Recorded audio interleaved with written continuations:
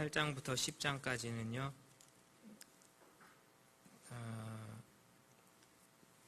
예루살렘에 올라가는 길이죠. 그래서 길 모티브가 가장 강하게 나타나는 부분입니다. 예수님께서 세상을 구원하시기 위해서 십자가를 지러 가시는 길에서 제자들을 가르치시는 장면이 가장 강하게 나타나는 부분이 이 8장부터 10장까지라고 보시면 되겠습니다.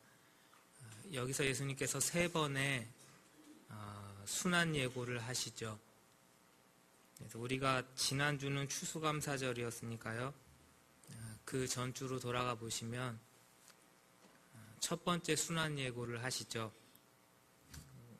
그냥 베드로의 신앙 고백 후죠. 근데 처음 예수님의 순환에 대한 예고를 하실 때에 베드로의 반응이 재미가 있었죠. 옆으로 끌어내서 우리 성경으로는 항변하는 것으로 나타났는데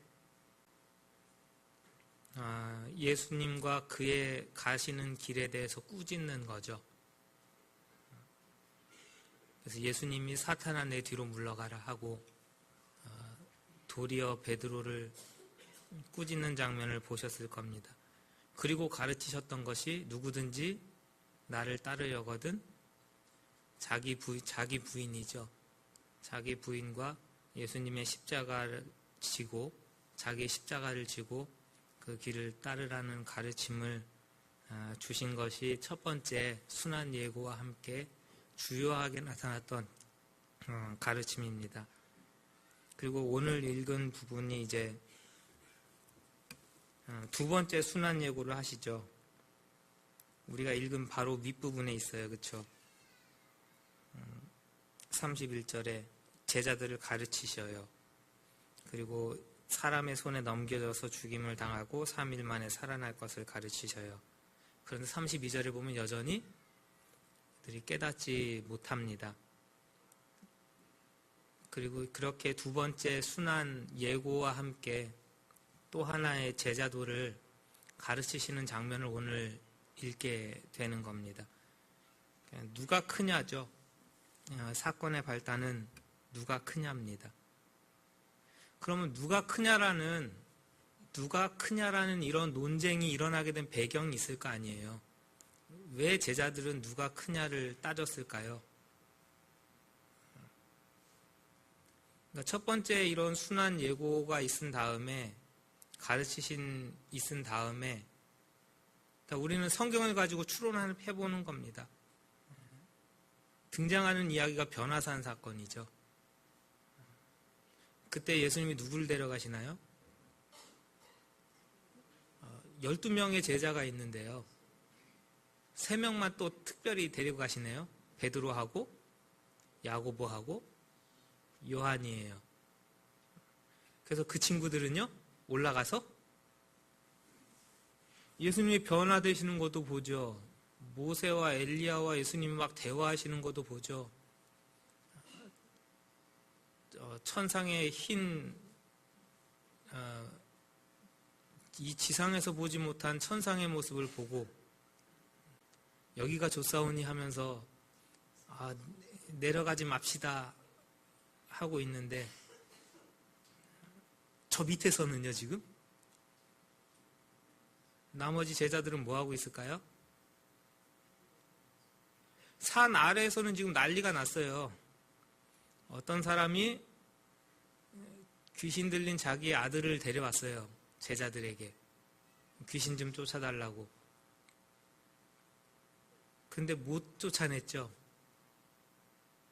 그래서 예수님하고 내려왔더니 제자들하고 서기관들이랑 사람들이 다 모여서 웅성웅성하면서 난리가 났습니다. 야, 왜 그러냐 했더니 넙죽 와서 엎드리면서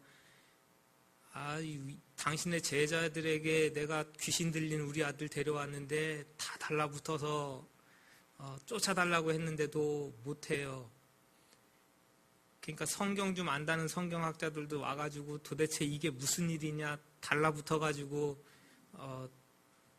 서로 논의하고 난리가 났습니다. 그때 예수님께서 오셔서 쫓아주시면서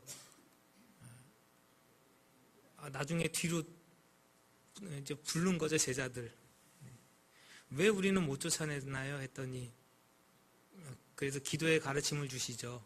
기도에는 이런 것들이 나갈 수 없다. 이런 일들이 있은 다음에 제자들 가운데 서열 매기기가 있었던 것 같아요. 이야기의 흐름상은 그런 흐름이고 그 흐름 안에서 누가 크냐라는 게 나왔습니다. 잘 봐라. 예수님이 특별히 우리를 부른 거 아니냐. 그러니까 누가 1, 2, 3등 하면 되겠어요? 그래서 베드로, 야고보, 요한 1, 2, 3등 하면 될 것이고 저희 능력도 없는 것들, 그렇죠? 산 밑에서 귀신도 못 쫓아내고 비리비리 해가지고 사람들한테 논쟁거리나 되고 그 밑에 있던 사람들은요, 급이 다르다 그거죠. 우리는 급이 다른 거 아니냐. 우리는 특별히 예수님이 사랑해서 데리고 다니고 너희들은 저 밑에서 아이고 능력도 없고 별로 아니고 자 일단 이 등급은 매겨져 있다. 그럼 이 안에서도 누가 1등 할 거냐를 따질 것이고 이 밑에서도 그래도 못난이 중에서도 누가 또 괜찮은 놈이 있을 거 아니냐. 서로 이 논쟁들이 일어났겠죠. 과연 누가 클까요? 그리고 그런 크고 작음을 나누는 게 과연 의미가 있었을까요? 그럼 제자들은 왜 그런 것을 나누고 싶었을까요? 예수님이 심지어 그런 것을 나누라고 누구는 데려가고 누구는 남겨놨을까요? 제자들이 지금 누가 큰지를 논의하고 있는 것은요, 그들이 가진 메시아관에 있어서 뭔가 오류가 있죠. 지금 계속해서 군사적이고 정치적인 메시아를 기대하고 있었을 겁니다. 예루살렘으로 지금 방향을 잡으시고 올라가시는데 올라가면 뭐 하실 거예요 이제? 그 예루살렘을 장악하고 있는 종교 지도자를 다 때려 부수고 정치적인 지도자들 다 때려 부수고 거기서 왕이 되실 거예요. 그러면요, 예수님이 왕이 되시면 이제 거기 그 나라를 다스릴 장관들 세우겠죠. 그때 누가 1등 할 거냐 그거예요. 그때를 이미 상정해 놓고 여기선 지금 김칫국부터 마시고 있는 겁니다. 과연 누가 크냐. 서열 나누기도 참 좋은 기회죠.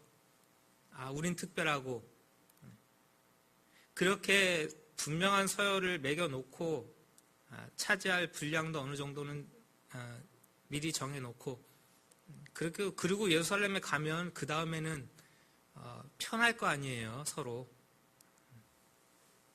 그래서 예수님의 제자들은 어떤 메시아인지 예수님이 그것에 대해서도 오해하고 있고 예수님을 따르는 제자들도 오해하고 있고 그러니까 십자가를 향해 가는 예수님은 전혀 이 제자들이 이해하고 있는 권력이나 그런 것과는 상관없는 길을 지금 가고 계시다고요.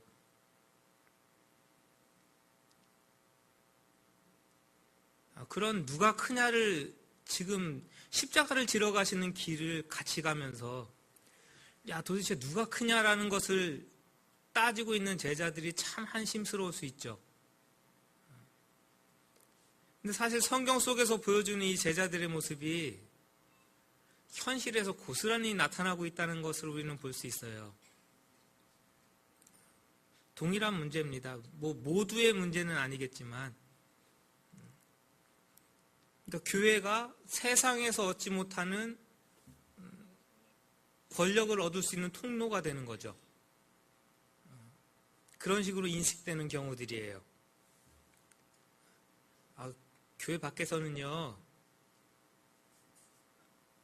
가진 거 없고 능력 없으면요, 아무리 바둥바둥해도 한계가 있어요. 근데 교회는요, 오랫동안 신앙생활 잘했다 그러면은 권사님 하라 그래요. 안수 집사님 하시라 그러고, 더 오래 묵으시면 장로님 시켜준대요. 자연스럽게 이게 교회라는 것이 조직화되면서요, 자연스럽게 이 안에 속해 있으면서 권력을 추구하도록 유혹받습니다. 그게 권력이 아님에도 불구하고 그런 것을 추구하도록 유혹받아요. 그래서 저희 교회는 그래도 작년 올해 2번 임직식을 하는데 참 감사하게도 저한테 쫓아 올라오셔가지고 왜 나는 추천 안 해줬냐고 하시는 분 없으셨고, 투표에서 떨어져서 창피해서 교회 못 다니겠다고 나가신 분 없으셨고, 참 감사한 일이죠. 근데 실제 있습니다. 실제 일어나죠.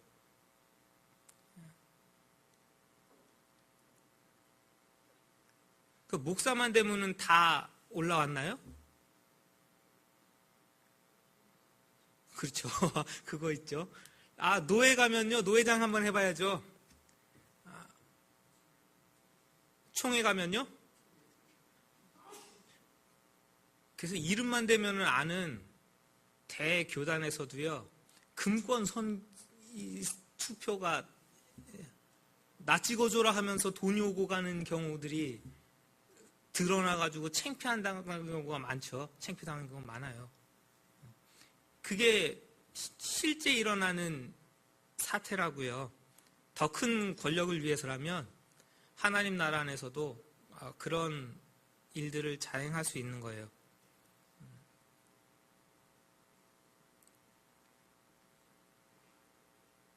그래서 이런 것을 따지고 있는 제자 공동체에게 예수님께서 가르친 것이죠. 36절, 37절 2절 읽으시면 되겠어요. 시작. 어린아이 하나를 데려다가 그들 가운데 세우시고 앉으시며 제자들에게 이르시되 누구든지 내 이름으로 이런 어린아이 하나를 영접하면 곧 나를 영접하며 누구든지 나를 영접하면 나를 영접함이 아니요 나를 보내신 이를 영접함이니라. 됐습니다. 42절에도 작은 자들 중에 하나라고 나오죠. 계속해서 어린 아이, 작은 자를 등장시키십니다. 그리고 이런 예수님께서 이런 교보제로 사용하셨다고 표현을 해요. 누가 크냐라는 논쟁 안에서 지금 이런 것을 가져다가 어린 아이를 안으시고 얘기를 하신 것은요, 당시 아이들은요 어떤 결정권도 없어요. 그냥 부모님이 소유하는 거죠. 그래서 엄마 아빠 말대로 움직여가는 거니까 결정권이 없는 약자의 대상이에요. 그래서 교회 안에서 권력 없는 자들, 그들을 가리키기 위해서 사용하신 것이죠. 이런 나보다 낮은 자들, 권력 없는 자들, 그들에 대해서 영접하는 행위는 예수님을 영접하는 행위가 되고요. 그 예수님을 영접하는 것은 하나님을 영접하는 것이 되고요. 반대의 경우도 있죠. 우리가 읽지는 않았지만 42절 이하부터 쭉 읽어보면요, 그 반대의 경우도 우리는 반드시 읽어야 돼요. 42절을 읽어볼까요? 42절 43절이에요. 시작. 누구든지 나를 믿는 자는 이 작은 자들 중 하나라도 실족하게 하면 차라리 연자 맷돌이 그 목에 매어 바다에 던지는 것이 나으니라. 만일 내 손이 너를 범죄하거든 찍어버리라.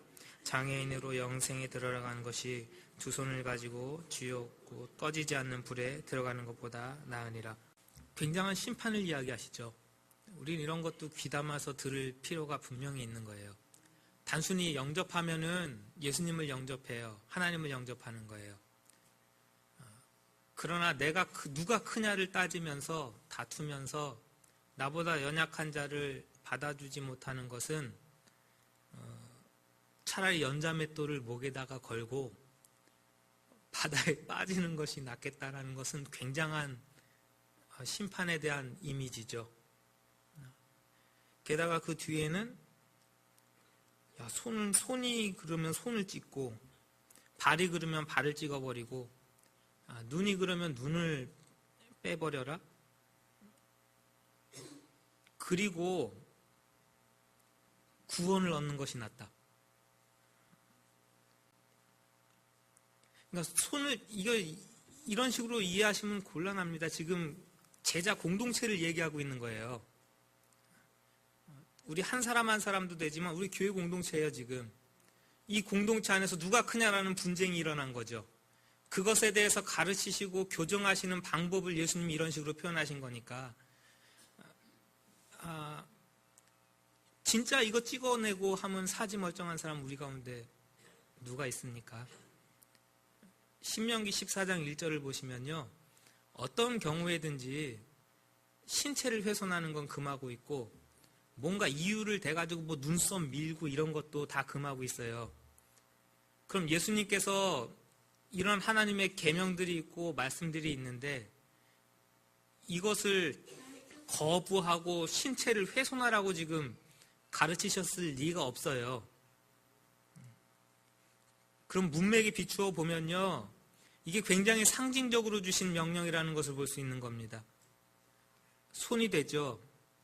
발이 되고 눈이 된다는 것은 교회 안에서 상당한 주요한 위치를 차지한 자들이겠죠. 여러분들 이 신체 중에 제일 유용하게 사용하는 것이잖아요, 그렇죠? 손 없으면 오늘 어떻게 이거 할 거예요? 물. 제가 눈 없으면 여러분들 지금 못 보죠. 제가 발이 없으면 이 자리까지 올라왔겠습니까? 가면 예수님께서 지금 가장 유용하게 자주 사용하는 세 부위를 지금 들어서 예를 들어주시죠. 교권주의에 사로잡혀서 권력을 추구하고 교회 공동체 안에서 누가 크냐를 따지고 있는 자들이 있다면 차라리 그들을 찍어내는 것은 아픔이에요. 물론 그들이 큰 일을 감당하겠죠. 그러나 그 손이 없으면서 교회가 하나님의 뜻대로 운영되어져 나가는 것은 하나님이 기뻐하시는 일이에요. 차라리 눈이면 그 눈이 없어도 교회가 불편하더라도 그 하나님의 뜻대로 나아가는 것이 하나님이 원하시는 방법이라고요. 더 중요한 것은요, 교회 안에서 지위가 없거나 연약하거나 부족한 자들이 있다고 해서 이렇게 등급을 나누는 것 자체가 얼마나 하나님 나라 안에서 좋지 않은 것인가.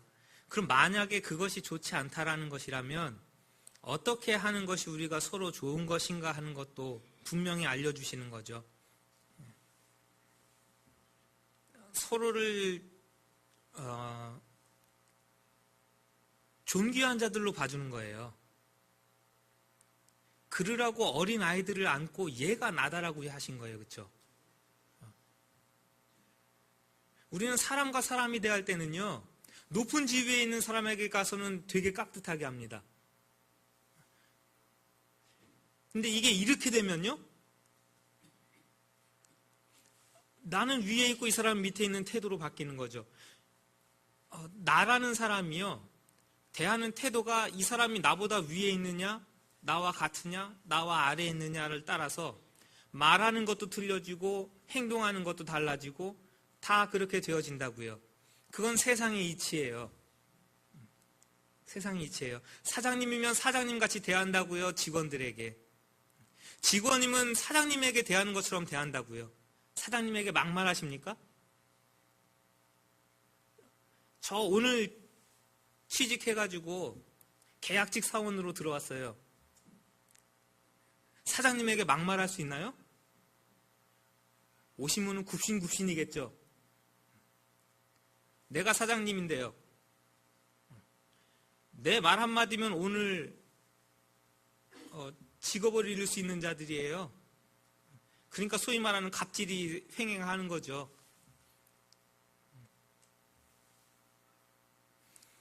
그것이 세상이라면 왜 예수님께서 왜 아이를 안고 이 아이가 나와 같다, 이 아이를 영접하는 것은 나를 영접하는 것이다 라고 교회 공동체에게 얘기하셨을까요?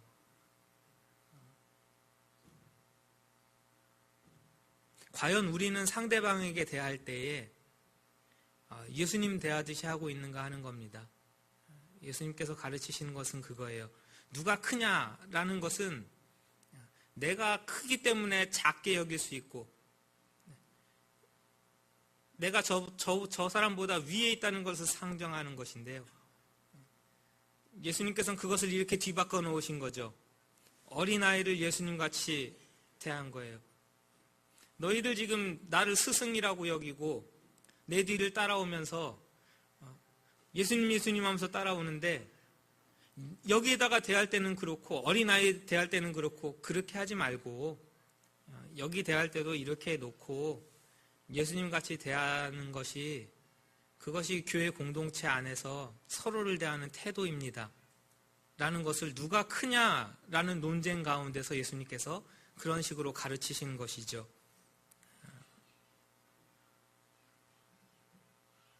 그 뒤에 이어지는 축기의 문제도 똑같은 거예요. 사실 똑같은 문제 가지고 똑같은 이야기들을 가르치는 거죠. 38절부터 보시면은 선생님, 우리를 따르지 않는 자가 있어요. 그런데 그 사람도 주의 이름으로 귀신을 쫓아냅니다. 그래서 우리를 따르지 않는 것을 보고 어떻게 했어요? 넌 당신들 그거 하지 말라고 금했습니다. 그랬더니 예수님께서 왜 금하냐? 우리를 반대하지 않는 자는 우리를 위하는 자니라. 그러니까 귀신을 쫓아내는 행위는요, 12 제자들에게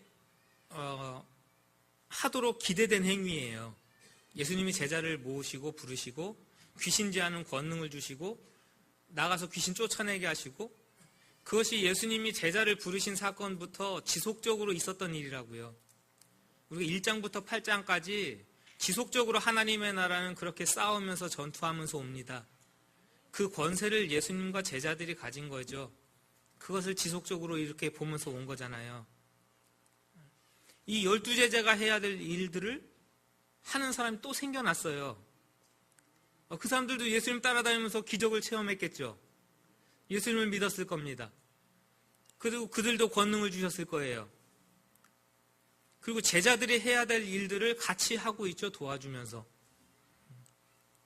그런데 이 제자들은요, 그들의 사역을 금합니다. 명분은 그럴듯하죠. 뭐 그 사람들이 누구를 안 따라요? 예수님을 안 따르는 게 아니에요. 우리를 따르지 않아요. 그 우리는요, 예수님 포함 자기들이에요. 그렇죠? 그 우리는 누구냐면, 오케이, 예수님도 포함한 우리 제자들이죠. 그 옆에 있는 제자물이 우리의 마음에 합하지 않아요. 그렇기 때문에 당신은 그 일을 하면 안 돼요. 굉장히 편협하죠. 외부인들에 대해서는 배타적이고, 그 중심에는요, 내가 크다가 있는 거예요. 예수님 가까이 있는 내가 크다. 그럼 내 말 잘 듣고 내가 하자는 대로 잘 따라왔으면 당신도 제자가 돼서 있었을 텐데, 그러나 우리를 따르지 않는다면 당신은 예수의 이름으로 귀신을 쫓아내는 권능을 행했을지라도 하지 말아라. 이게 얼마나 앞뒤가 안 맞는 이야기인가요? 그렇죠? 그래서 예수님께서 이런 관점을 다 고쳐주시는 거예요. 그래서 41절에 누구든지가 붙어있는 겁니다. 누구든지 그를 통해서 하나님의 나라가 확장된다면 서로 기뻐할 일이죠. 그도 상을 잃지 않을 겁니다. 결국은 누가 크냐라는 권력을 다투던 그것을 추구하던 결과들이 이렇게 나타난다는 것을 지속적으로 보여주는 거예요. 자, 말씀을 정리를 좀 해드릴게요. 맞아요. 작은 자에게, 연약한 자에게 높은 지위와 가치를 부여하는 것은 사회 안에서는 전혀 자연스러운 것이 아니에요. 사실 오히려 말이 안 되는 역행이죠. 어떻게 어린 아이에게 가장 높은 지위를 부여합니까? 그러나 교회 공동체는 그렇게 함으로 하나님 나라의 새로운 가치를, 그런 기준을 받아들이고 있다는 것을 증명해내는 공동체입니다. 그러니까 십자가의 길을 가는 공동체는요, 때로는 세상의 원리와 완전히 반대되는 이 하나님의 원리를 배워가고 또 적응해가는 공동체가 돼야 되는 게 맞죠. 쉬운 게 아닙니다. 쉬운 게 아닌 것은 솔직히 인정해야 될 부분이에요. 너무 반대이기 때문에 그래요. 그렇죠? 저기와 여기는 너무 반대예요. 이게 실패한다는 것이 10장에 고스란히 나옵니다. 10장 13절에. 사람들이 예수님께 만져주심을 바라고 어린 아이들을 데려오죠. 엄마들이 아기 안고 예수님께 찾아와서 우리 아기 좀 한번 만져주시고 기도해 주세요. 그랬더니 제자들의 반응이 어때요? 예수님 꾸짖었다는 단어하고 똑같은 거 쓴 거예요. 그들이 여전히 꾸짖고 있습니다.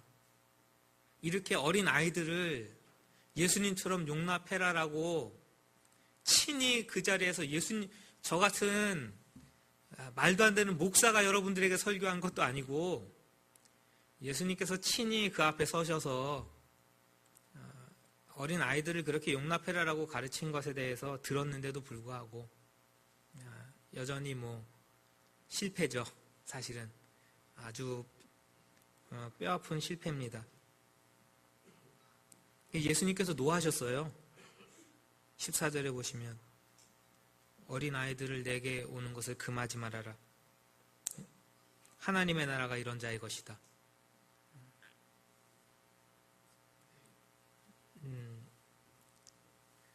십자가의 길을 가는 내내 이렇게 눈이 어둡습니다. 예수님의 제자들이. 그것을 지속적으로 보여주세요. 누가 크냐라는 것을 다투는 그것과 아주 반대되는 것으로 어린 아이를 예수님과 같이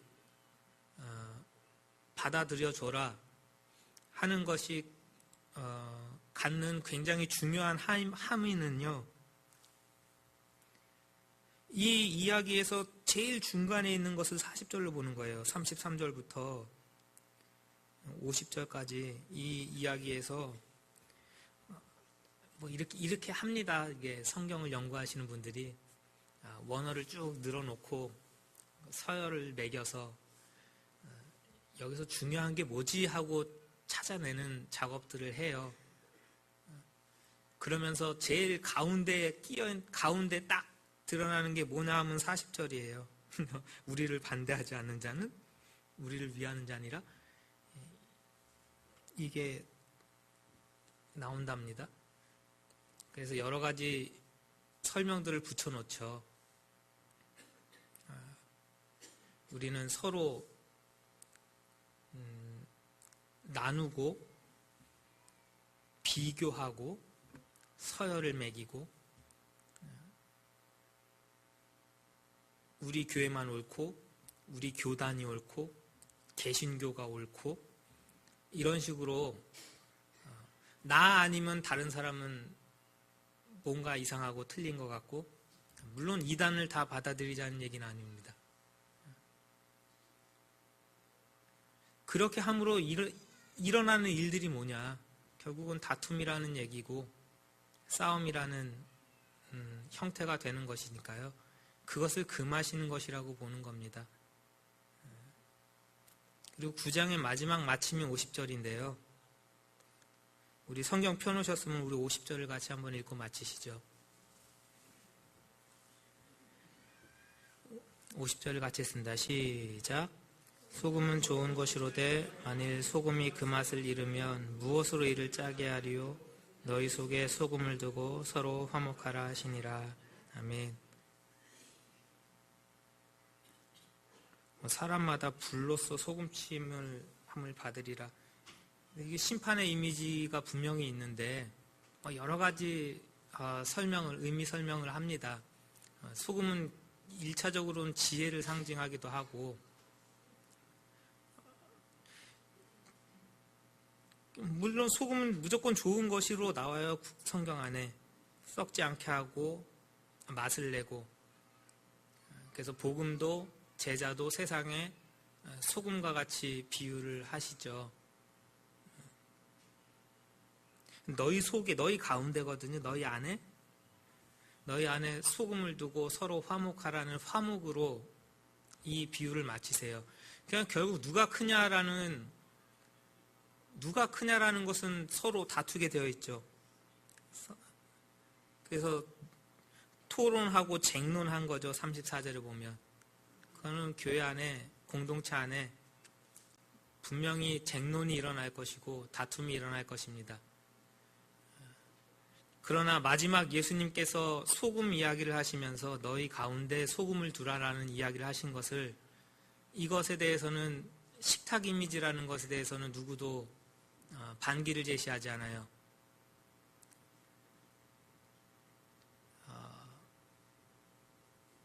설렁탕 집에 가셨습니다. 뚝배기 안에 하얗고 뽀글뽀글 끓는 그릇이 하나씩 나왔는데 주로 뭘 넣어 드시나요? 파를 넣고 후추도 넣으시고, 싱거우면 뭘 넣어야 돼요 이제? 소금 넣어야 되는데 식탁 앞에 소금이 다 있습니다. 소금을 가운데 둔다는 얘기는 함께 식사한다는 얘기예요. 소금은 좋은 것이고 맛을 나게 합니다. 좋은 공동체는요, 누구도 이 소금을 혼자 독차지하지 않습니다. 서열 매겨서 이것은 내가 1등이니까 일단 나 먼저 먹고 보겠다. 이런 공동체는 아름다운 식탁을 만들 수가 없는 거죠. 소금은 너무나 좋은 거고, 하나님의 나라는 너무나 좋은 거고, 복음은 너무나 좋은 것인데, 소금을 가운데 놓고 필요하면 서로 가져가고, 너도 필요하고 나도 필요하고, 그래서 서로 화목하게 이렇게 식사하는 이 모습이 가장 아름다운 공동체의 이상향입니다라는 것을 가르치면서 9장을 이렇게 마무리하고 있다는 것을 보시기 바랍니다. 그래서 예수님의 십자가의 길을 가는 공동체의 최우선 가치는 실력이 뛰어나고 능력이 뛰어나서 누가 크냐가 사실 아니죠. 화목한 게 제1의 가치예요. 화목한 게 제1의 가치예요. 화목이 깨지는 가장 큰 이유 중 하나가 크고자 하는 거죠. 누가 크냐를 다투는 데서 옵니다. 그것을 늘 기억하시기 바랍니다. 그리고 그 다툼은 서로를 대하는 태도에서 오는 겁니다. 과연 우리는 예수님을 대하는 것처럼 서로 대하는지 말씀 앞에서 우리를 스스로 살필 필요가 있는 것이죠. 그래서 우리 서로 신중하게 대하셨으면 좋겠습니다. 서로 안에 예수님께 대하듯이, 그렇죠? 우리 안에 학력도 다르고 가지고 있는 것도 다르고 연령도 다르고 대한민국의 특별한 점이잖아요. 외국인들도 한국 와서 몇 년씩 살다 보면은 야, 너 왜 나한테 형이라고 안 불러? 한답니다. 참 희한한 문화인데 우리나라는 나보다 어리면, 그렇죠? 그런 서로를 대하는 마음과 태도가 우리가 서로 예수님을 닮았으면 좋겠습니다. 그래서 아름다운 가정 이루시고 아름다운 교회 공동체 이루시는 우리 모두가 되시기를 간절히 원합니다. 다시 한번 기도하시겠습니다. 마가복음을 주일날마다 이렇게 읽어갑니다. 오늘 9장을 같이 읽었는데 우리 안에 날마다 지혜를 더하시고 주의 길을 가는 동안 제자들이 다투었던 누가 크냐를 가지고 우리가 다투지 않게 하시고 우리가 서로를 예수님같이 대하며 서로 간에 존중하며 그렇게 아름다운 교회로 평화를 이루는 교회로 우리가 성숙할 수 있도록 오늘도 은혜를 더하시길 간절히 원하오니 하늘의 지혜로 우리를 가르치시고 양육하여 주옵소서. 예수님의 이름으로 기도하옵나이다. 아멘.